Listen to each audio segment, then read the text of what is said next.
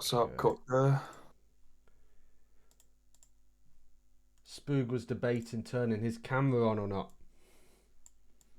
Who's interested in seeing the old Spoogle pie? The infamous. The infamous Spoogle pie. I've only No got the one. camera. No one, mate.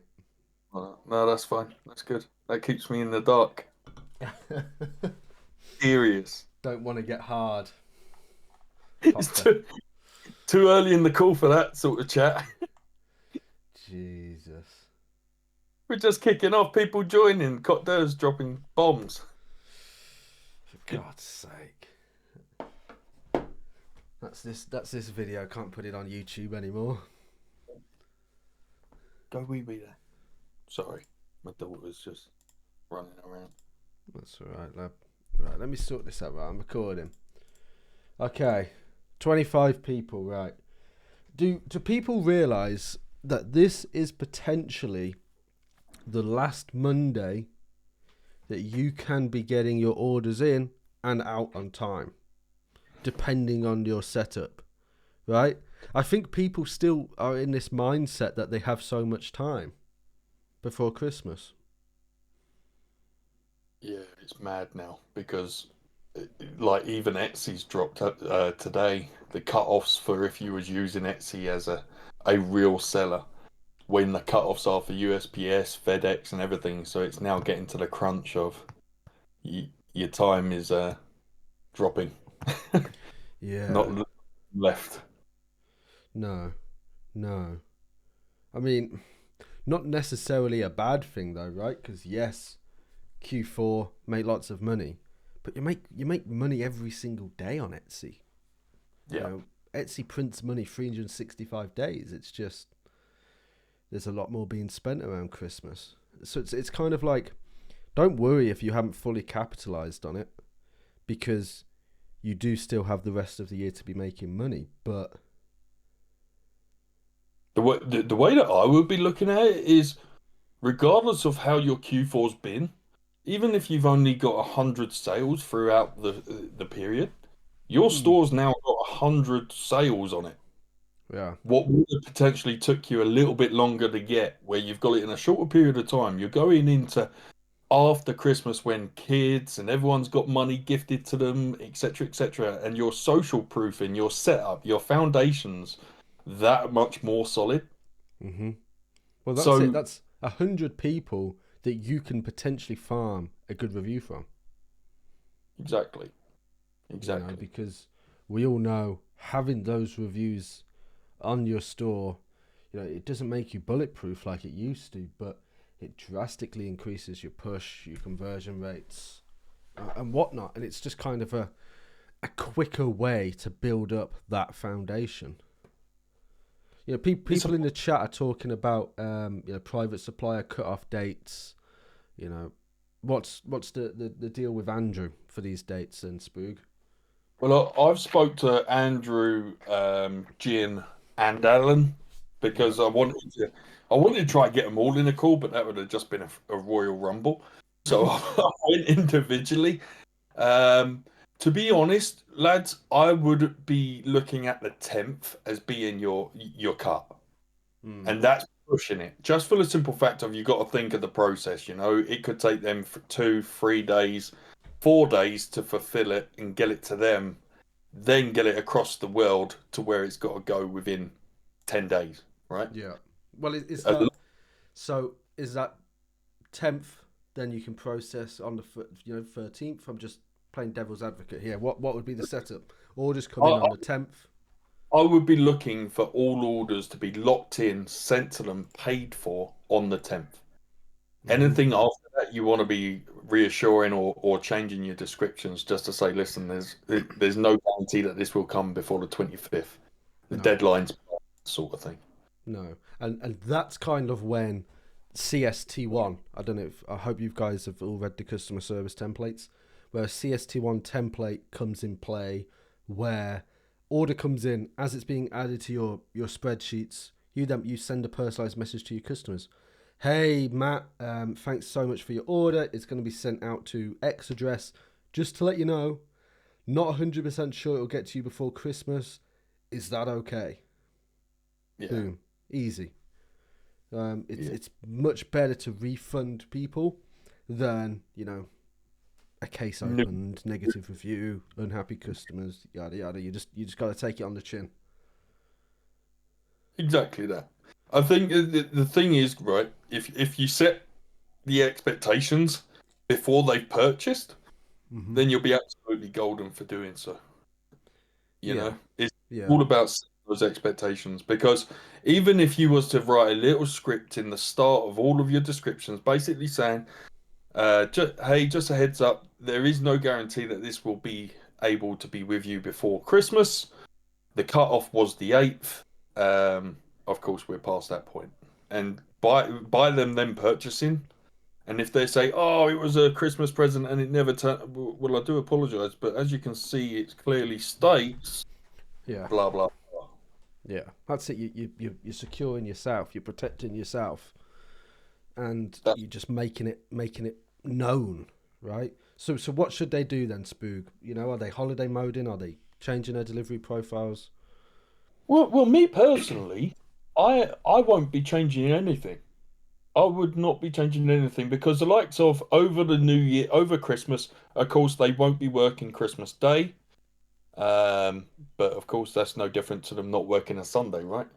Yeah. So I believe there's 2 days in a row where they won't be working because, of course, Christmas falls on a Monday, I think. So there's a good chance that they'll have the pit like the Sunday and the Monday off. Mhm. Uh, Mhm. I would potentially be extending your prep time. Leave your delivery window as it is, but your what is it? The the dispatch time. Yeah, the dispatch Processing time. time. Processing time. I would just be extending that by 3 days, 4 days.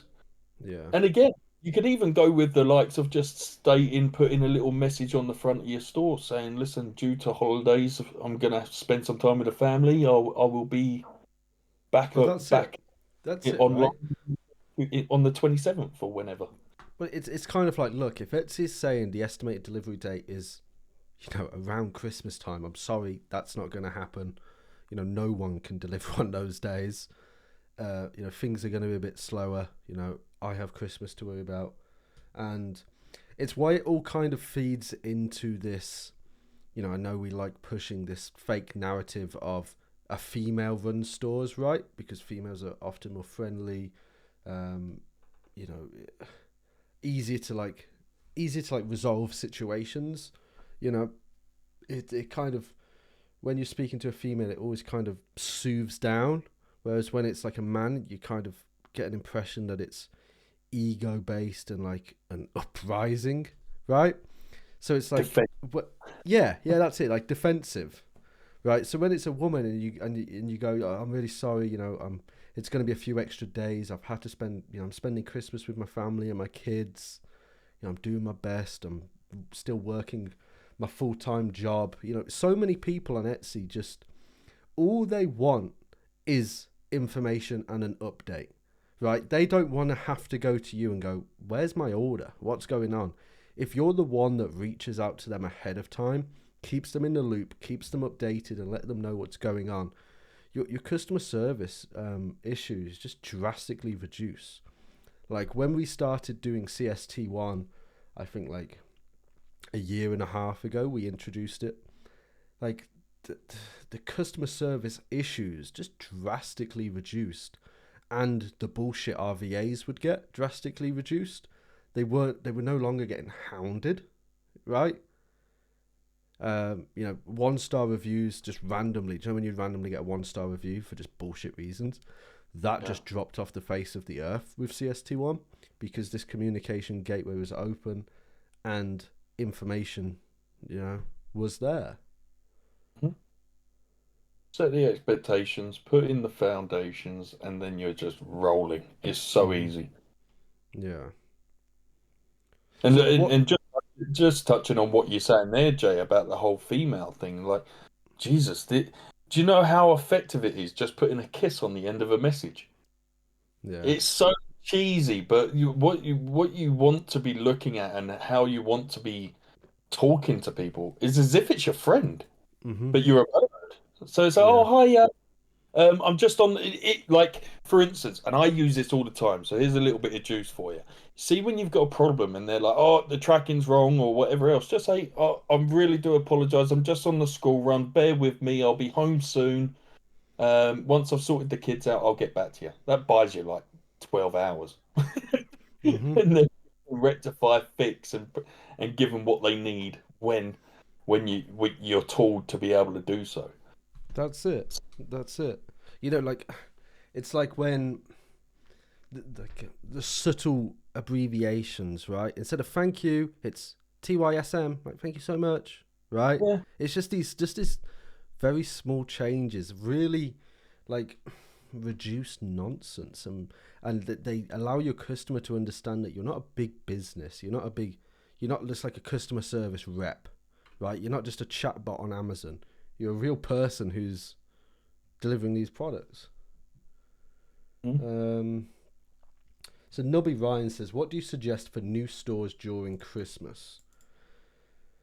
So I'm not 100% sure what you mean. If you're a new store and you have your products up and they're selling, right? Great.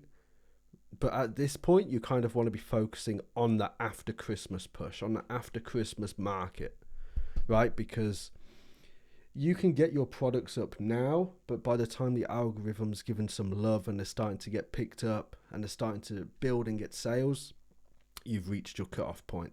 You know, you can't really get them to people before Christmas, especially if it's a new one and your private supplier has to actually go out and find who's making this product, where can I get it from, and then order it.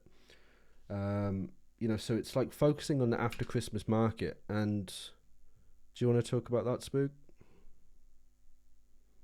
Uh, You dominated that after Christmas market this year, last no, Christmas. yeah, it's just a matter of taking advantage of all the money that's floating around, right? Mm-hmm. The way that I look at it, like, of course, it really does depend on what sort of niche you're in, and what you're selling. But I would be looking to pivot slash concentrate on protective cases and stuff like that because Mm-hmm. we're all aware Christmas is massive. New generations getting new phones for the first time, new AirPods, new controllers for their consoles. The PlayStation's been on a crazy ass sale because of the new Slim coming out. These are the sort of things that you want to be plugging into and getting the insight. Like, right, what is big this year, and Mm-hmm. how can I capitalize on the back of it? Yeah. And like even just having a, a PlayStation 5 silicone case with a name branded on it. Like, I'm not being funny. They've sold out everywhere. There Mm. is millions of people that will be getting their box with their PS5 or their Xbox in on Christmas Day, getting 50 quid voucher from Nan or Grandad, and the first thing they're gonna do is make put a stamp on that console. Do you know what I Yeah. mean? Like you Yeah. really want, but there's loads of different things that you can look at. But yeah, if you're looking for a nice subtle turnaround, you want to be utilizing what the kids will Mm-hmm. be and They're the ones using. spending the money after Christmas for the things they want. But that's it. The parents are thinking, how am I going to pay back this credit card debt? I don't get paid until 6 weeks' time. And the kids are like, give me your money. Oh, excuse me. Yeah, exactly, exactly. And when it works, it works amazingly, right? Your January was bigger than your December, right? Because you realised that, Yeah, yeah. It was you know, and absolutely. Well, you think January is like it's just historically known as the mhm, quiet it's just like dead. month of the year, Yeah. retail wise, sales wise, whatever else. But it all depends on where you are because Hmm. you can run with it and you can steal so much of the market. It's unreal. Oh yeah, yeah. I mean, the other thing I want to talk about is I'm seeing a lot of people say they find a winning niche. They find a niche that they've got a store that's done well in. They've done well very quick. They've built it up nicely. They've made good money, and then it's banned, right? And now Hmm. they're like, okay, what niche do I go into now? So my comparison for this is, say you had a gold mine, right? You were mining for gold, and you owned this gold mine. You had people in there digging for gold all day, every day, and you were finding so much gold, right? And you knew, I've just got to get past this little more barrier, and then there's so much more gold underneath. Would you do that? Would you have your team digging, digging, digging, going for this next set of gold? Or would you go out and try and find a new, fresh gold mine? Would you risk everything? Right, no, you'd stay in the gold mine. You know where the money is. You know where the gold is. You know where, you know what to be doing. You know the work. You've got the infrastructure set up. You've got everything there ready to go. You've just got to put in a bit more graft, right? And you know, once it's done, once the graft is done, it's a sure thing, right? You want to be tapping it out. You want it. You want to be absolutely dominating and just scaling up in that. Like, instead of just bouncing around all these different niches and ideas and products and hoping for the next thing to work, right? When you already have loads of existing like proven products and whatnot. That's exactly it, Fulcrum. Like, you've spent all this time building a store up, learning the terminology of this niche, learning, I don't know, character names, fucking studios, fucking designers, whatever, just everything, and sourcing these products and working on the logistics for this one niche. Why are you just going to throw all of that away, all of that knowledge away, to then hopefully go and find something else? Just redo, redo, redo, right? And have multiple stores in this same niche. And it's just, you kind of want it to be like, when you were doing search terms for this keyword in your niche, it's just you. There's one of my stores, there's another store, there's another store, there's another store, boom, boom, boom, dominate it. And once you're dominating this one niche, you've got money flowing in, you've got it all easy, all covered. That's when you go, right, what's next? You know, stop wasting time learning new stuff when you already have this core foundation of success that you can build on. Like, there was a couple people in the chat saying, got banned yesterday, you know. Annoying, very, very annoying, but it shouldn't stop you, because you know, okay, I know what to sell, I know how to sell it. All I've got to do now is build a store, and fuck it, while I'm at it, I'm going to make 3 stores. We're just touching on that as well. The likes of the good thing, like JD Code JC, for instance. I've just seen there that they were banned yesterday. You both had pretty established stores, right? You both had bestsellers on your stores, right? They would be your first listings on your new one. But the Mm-hmm. good thing is you learn from what happens prior. So you might have had some dead listings that you just didn't really change or you didn't remove and so on. But now this second store has got nothing but the bestsellers from your first store. And Mm-hmm. now you're building 3 other products that are backed off of the bestsellers that you've already sold. And you're testing new products that could potentially become bestsellers. Yeah. So on your first store, you've had 5 bestsellers and 25 listings. On your second store, you've already got your 5 bestsellers back on there, gaining traction, potentially, getting established as you talk. But these new products could then become bestsellers. Your second store could end up with 12 bestsellers and 8 to 9 like listings that ain't really doing well, but you've doubled your bestsellers. You've learned from the first store, you've established the second store, and now you're printing twice as much as you were before. Mm-hmm. So Mm-hmm. don't let it beat you down. If anything, it's weird. It's good to get banned because you learn so much from it and what you want to do on your next one to make it better, make it more Mm-hmm. efficient. Because everyone knows you might have put some listings on, you might be like, oh, that listing's shit. But then as you've put listings on, you've got better at listing. You've got better at your photos, your CGI, you've got better at this. And Yeah. now you're going into a fresh chapter. Bang. Right. I know my description's got to be this. I know my images have got to be this shot. I know that this price point is where I need to be. Bang, bang, bang, bang, bang. And it's just print, print, print. Mm-hmm. Mm-hmm. That's it. Like, if you had one, you ran one store, and this was your first store, and you ran it for, I don't know, 6 to 8 months, right? You look at your first listing you ever did, and you'd be like embarrassed looking at it. You'd be like, oh my god, I can't believe I did that. Right? Oh, I need to fix that. I need to fix that. And then it's just, you look at your most recent one, and it's perfect. It's optimized. You know, now what this new store is it's just all perfect and optimized. And because it's only those 5 winning products at the start, your click-through rate is drastically, your average click-through rate across the store is insane, right? So now guess what? Etsy's looking at you going, oh wow, okay, this store is getting a lot of interest. A lot of people are liking these products. Okay, they're running at a very good conversion rate too.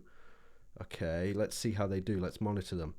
Okay, they're still going. They're still doing very well. Everyone's still loving it. They're getting reviews in. Boom, boom, boom. Let's push it.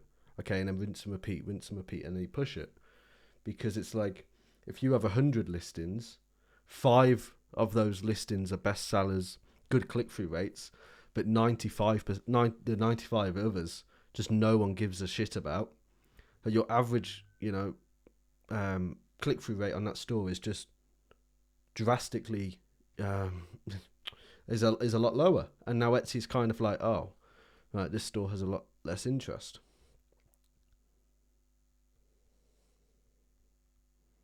Yeah, definitely. So JC was saying he doesn't understand why he got banned.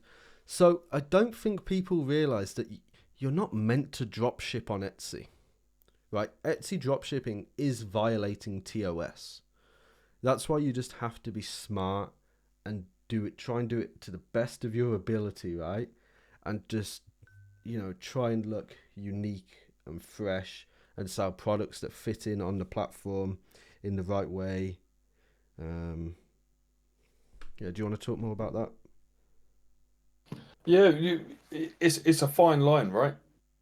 It's one of those ones where you can do the best you to your ability. You're doing 5-star service. You're doing Etsy proud. If anything, you're an ideal star seller in their eyes if it was a legit process. But at the end of the day, what we do on a daily basis and what we make a lot of money off of, and what everyone in here looks to achieve and are achieving, isn't allowed. So you just got to take the hits when and if they come. But again, you learn from it, you replicate it, you double it, Mm-hmm. you work. It's all about your productivity piece, you know. If you Yeah. it like if you had the one store and you put your all into it, I made that mistake.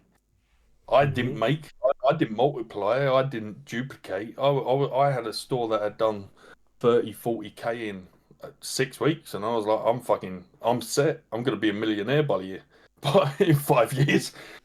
All your But eggs in one basket. that's it. That basket dropped, and then it's like, right, well, fuck. Okay, Mm-hmm. new business model. I'm going to do what I did, but I'm going to do it across five stores. I'm going to 5x my income, and I'm not going to give a fuck if one gets nuked because I've got three getting warmed up to replace that one. Exactly. And that's kind of what that first ban teaches you, right? Everyone Yeah, faces that first ban and then they realise, right, I can ban evade now, and now I can make multiple safe isolated stores. I'm looking at names of people who are in this chat, and I know that's how they're operating now, how they understood it. Because it's like you have that one store, you get used to it, you learn the ropes, boom, boom, boom, and now you know how to do it on a mass level. that's it. Um, Kotda That's has asked, how many of your main stores got banned in total? So, Kotda, we have probably had, at this point, like 1,000 stores banned. And some of them that were big sellers, some of them that hadn't even done a sale, right? Um, so we have had like so many bans. We probably had the world record for the amount of bans. Um, and very famously, we talk about when we were getting started. Um, when we were getting started, we did not know about ban evasion. We did not know how Etsy worked or how their ban system worked or anything. Etsy was a completely different place back then, right? But so we set up all our stores, and we'd be on the same Chrome browser, and we'd bounce around, logging in, logging out of stores, all the same bank details, whatever. One of our stores had an issue where I think it got like down to 2-star reviews because it was a new store and the products we sourced were pretty bad. And at this point, we were netting about 15 to 20k a month from these stores. And then we, checked our stores one evening. They were all down. They were all banned. We'd lost everything overnight, and yeah, we'd lost multiple stores. We didn't really know what to do with ourselves, and which is why we built. Well, we figured out how to ban evade, figured out how to get back on our feet, rinsed, repeat, did that whole gold mine theory of getting back into what we know makes money, and then we scaled up, got it back going, and now, we run 13 core stores that have been up for, the youngest is probably a year, like 14 months old at this point, I think, with the oldest being like over 2 years or something. And they print money all year round, and then we're constantly building up new stores. Just constantly, because we've built the infrastructure and the team that can basically accommodate anything. But we would not have been able to run the systems that we do, or learn what we do, or do anything that we do now if we didn't face that early ban, didn't learn to adapt, didn't get over it, didn't learn the strategies, right? Very grateful for that early ban. Well, that's it. You think, like, some people are going through bans, like temp bans or little bans at the minute, and they're trying their best, and it's their first or second store.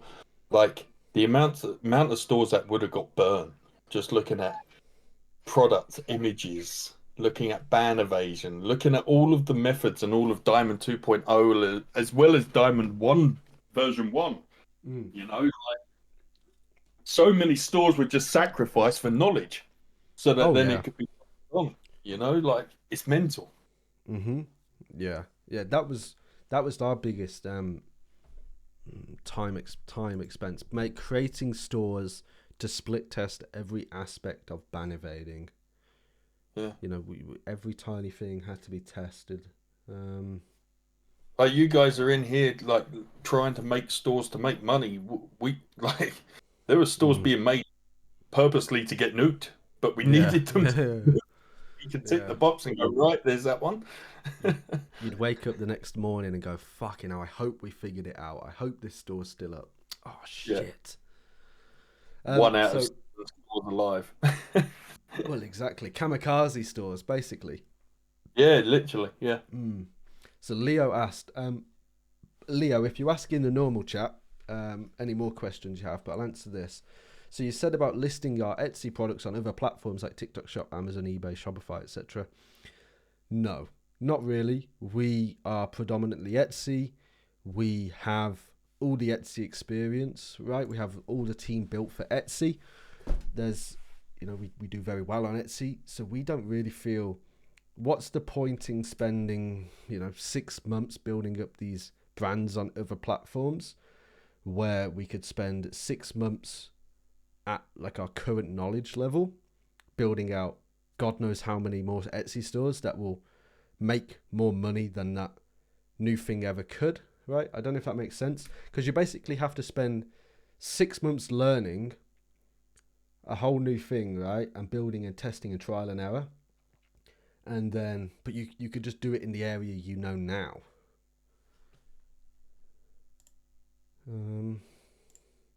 I don't know if that makes sense.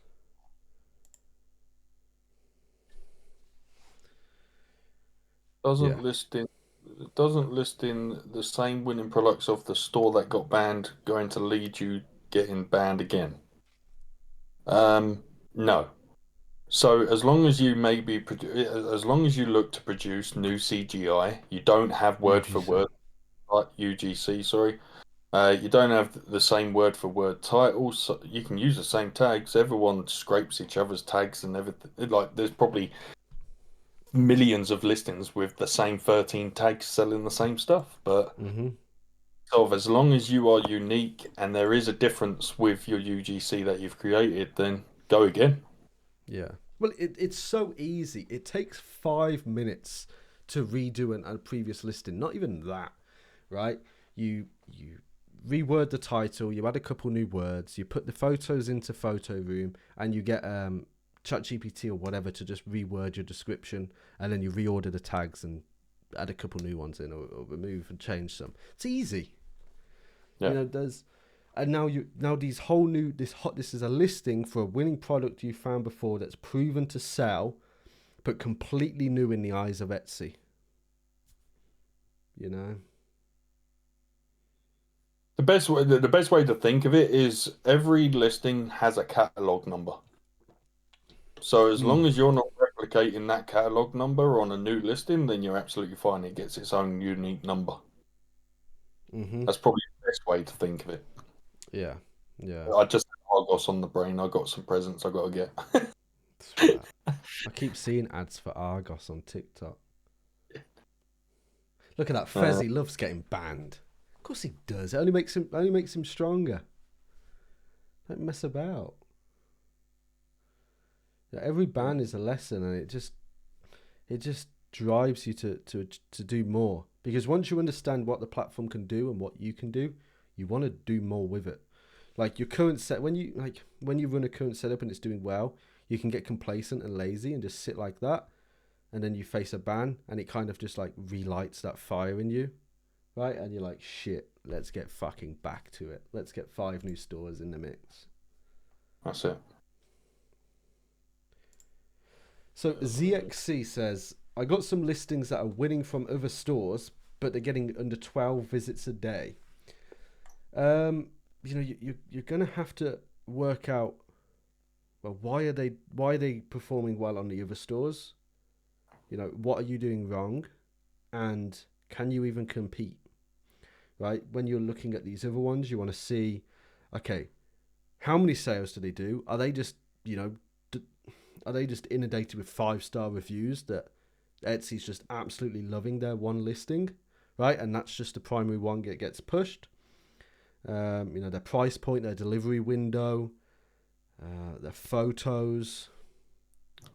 Are they running ads for this product? Is that why they're just pumping out numbers?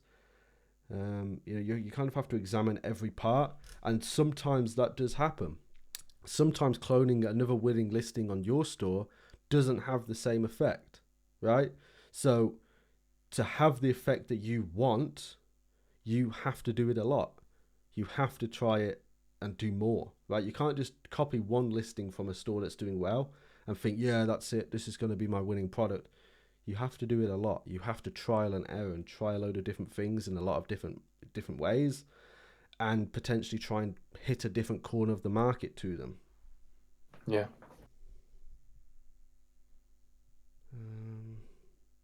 Anything you want to add to that, or? No, to be honest, you hit it on the head there.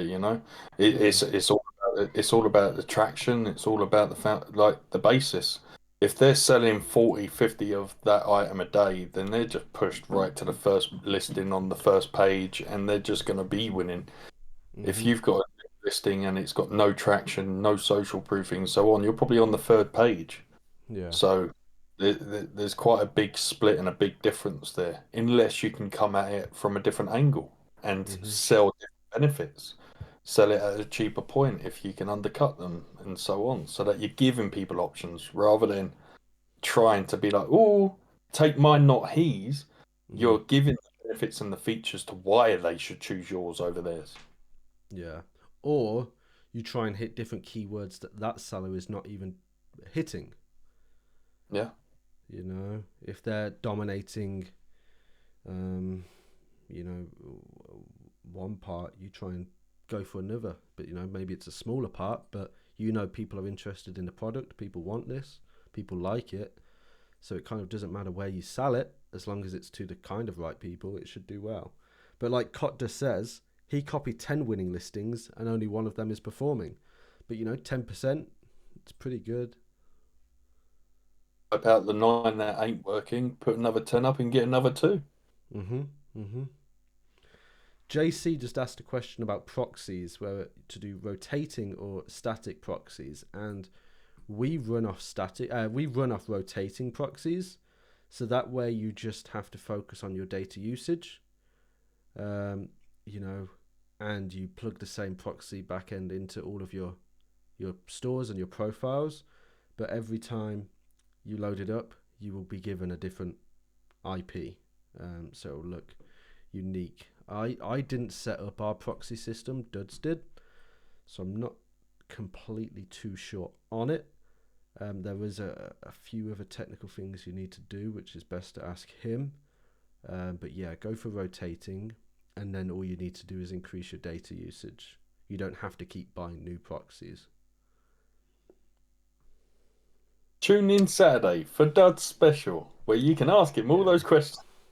yeah. Dud should be doing it on Saturday. Yeah. Does Etsy not see it changes and get suspicious? Not really. Not really. We've never had any issues with that. The reason why they can't really get suspicious on that sort of thing, JC, is there's so many avenues for internet connection out there. Some people might not have broadband running through the ground or through the air, through a wire or so on. So they have to go with 3G dongles to have internet. Yeah. They have rotational IPs on them. So you can't be kind of scrutinized for having a different IP for every time that you log in. Mhm. Yeah, and it's like mobile data. Yeah, exactly. CXC says if you're a free alternative for Track Taco, not that I know. Not that I know. I mean, if you're at the point where you need to use Track Taco, it's because you're making money, so it's worth the investment to have, right? Um,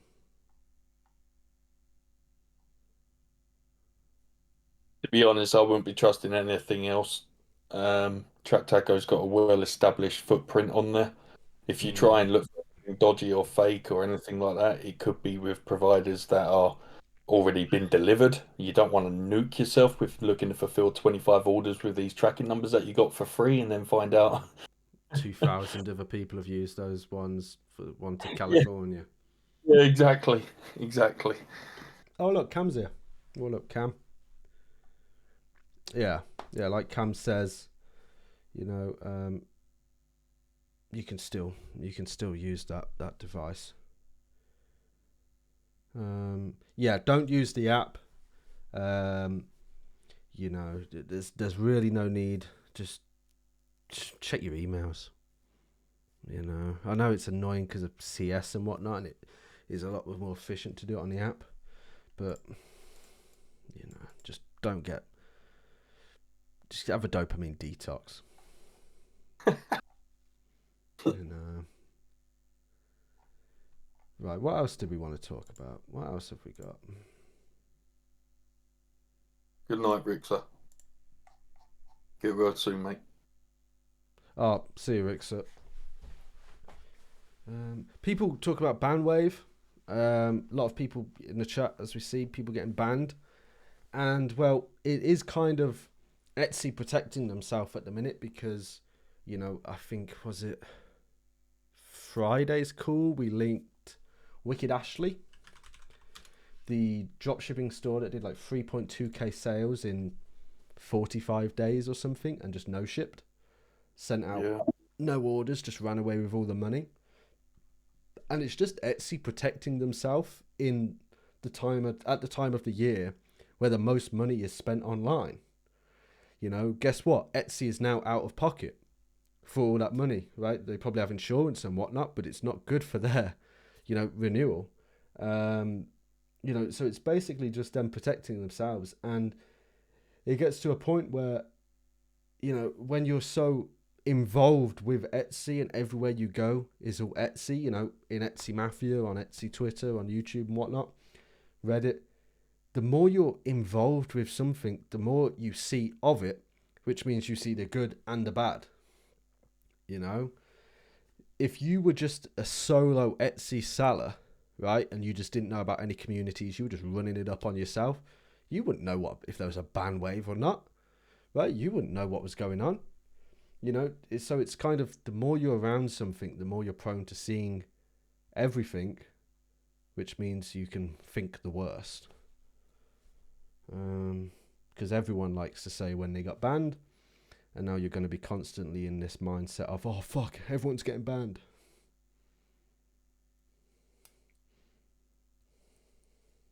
Yeah, many stores are getting banned at the minute, but, you know, it's part of the game. Etsy is so lucrative. There's so much money to be made. And you have to realize there's bans in any kind of drop shipping. TikTok organic, if you want to do that for Shopify, TikTok can ban your accounts. You can get violations. They can close you down, right? Shopify, they can. Google Ads, your Facebook ad account can get shut down. Like, there's bans in everything. You know, it's just which headache do you want to deal with? I think it was James. I think I was talking to James last week, and we were saying this. It's like, yeah, any drop shipping business you go in, bans happen, headaches happen. Any business, there's bullshit to deal with, stress. It's how you persevere through it. Yeah, nothing is perfect, exactly, but it's how you deal with it and what bullshit you tolerate in order to get the rewards. There's, you know. So Josh says, is using ERP bannable? So Yeah. they removed a lot of integrations. We don't really recommend it because it's just a bit dodgy depending on who it is, and it's very easy just to not have to use an ERP. You know, I would really avoid and really push against you using one, purely because in a few clicks you can have all your orders sent over to your supplier. Yeah, most suppliers will suggest it because using CSV files is a headache for them, but you want to secure yourself, right? You want to do what's best for you. They only want you to use an ERP because it's easier for them, right? You want to do what's best for you. You want to do what keeps you safe. So Yeah, definitely. avoid that. Should I remove metadata on all my images, videos before uploading them to Etsy?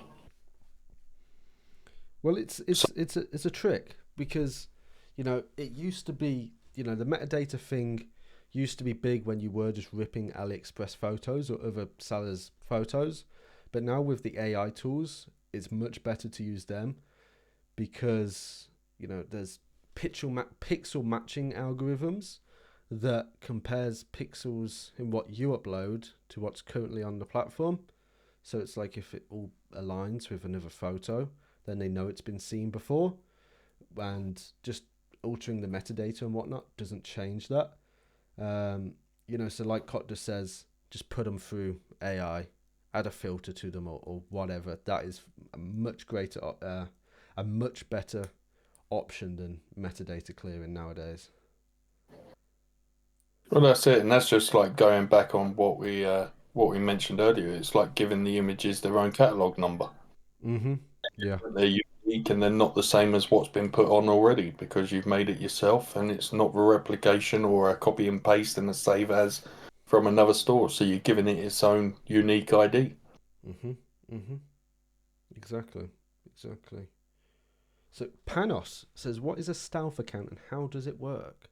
Well, how it works is in the ban evasion technique, but a stealth account or a ban evaded account is an account that you run with details that have already been banned theoretically. So let's say you've been banned on a store, you know, in Etsy's eyes, and what they say is you can't sell on our platform again, right? So if you were to then create a new Etsy account with the same details as a store that's been banned, whether that's your same address, same bank card, same bank address, same bank details, same IP, same device, it will get banned. So a stealth account is designed to change all of them, change all of those parameters, and get you past the ban system and keep you selling. But yeah. What other questions have we got? Because we're coming up to 45 minutes. Well, that's gone quick. It has.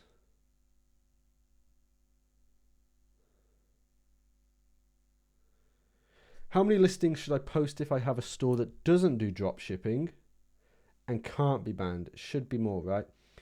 Yeah, so depending, I don't know what it is, but theoretically, you can't, what the violation's going to be. If you're selling digital planners, you can't get a handmade violation, right? That's allowed to be sold on the platform. So theoretically, yeah, you could do 10, 20 listings a day. Wouldn't recommend it because you're not giving those listings time or like effort basically for them to be, you know, built into the algorithm. Um, but yeah, you kind of want to play around with it, right? You kind of want to do what works best for you. Um, if you can get 5 up a day, brilliant. I would not really go above 7 or 8, no matter what you're selling.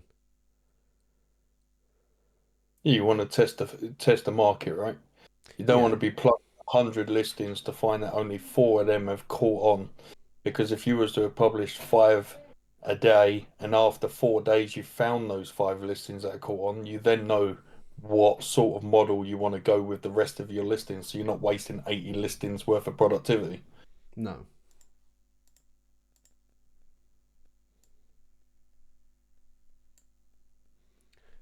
Oh,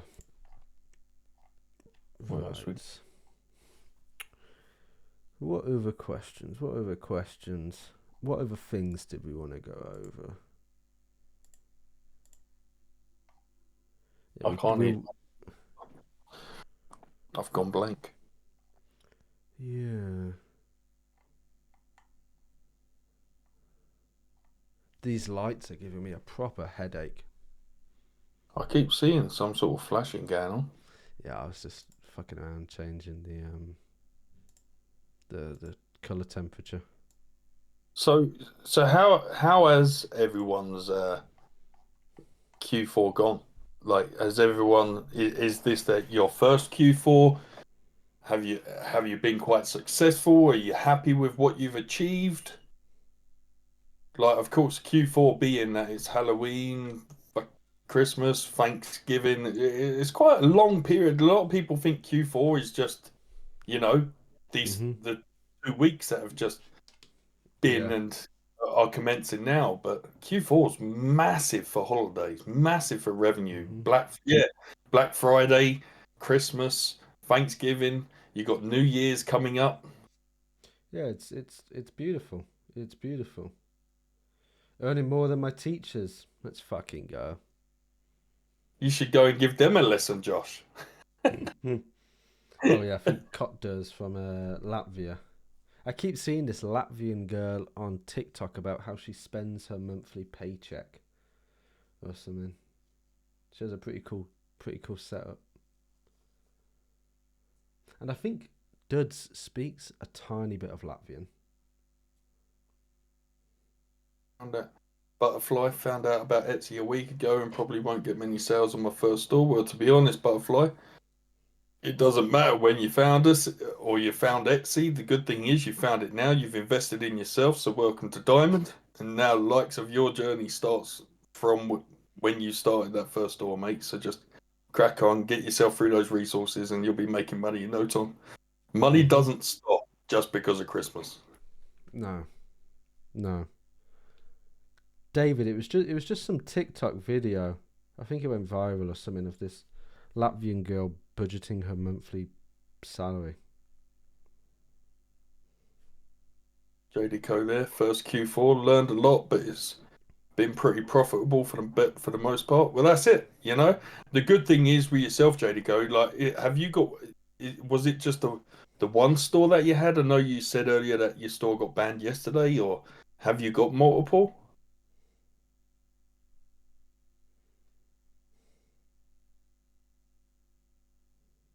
Quick pause while she types. It was my only store. Well, the good thing is, from what you've learned now, is that you know that you need to replicate. Come next Q4, you'll have 10 stores warmed up, all doing the same stuff, and you'll be 5 to 10x in what you earned this year. Mm-hmm. So get the grind on. Well done. Yeah. But as we said earlier, you don't just make money in Q4. No, You know, you make money year round. It's the beautiful part of Etsy. Um, you know, so you sell the right products and it will sell every single day, 365 days a year.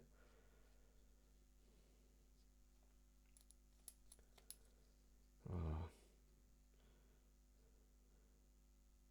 Sharpie's going to start product researching for oh, Jan next. why not? Why not tomorrow, Sharpie? Why not tomorrow? Right, I think Product we'll. today keeps them at bay. Pardon? A product today keeps them at bay. Even if you put it So, into a Google Doc, start building that portfolio you got.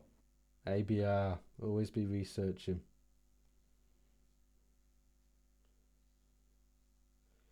For how much longer do you think Etsy dropshipping is gonna be banging? A good while yet. A good while yet.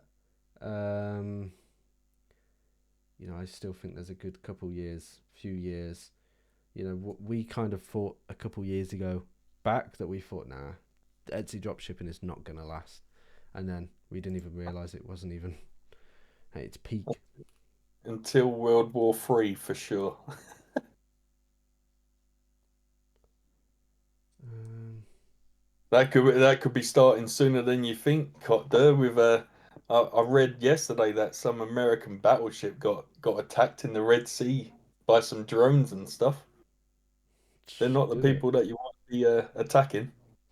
They're trigger happy as it is.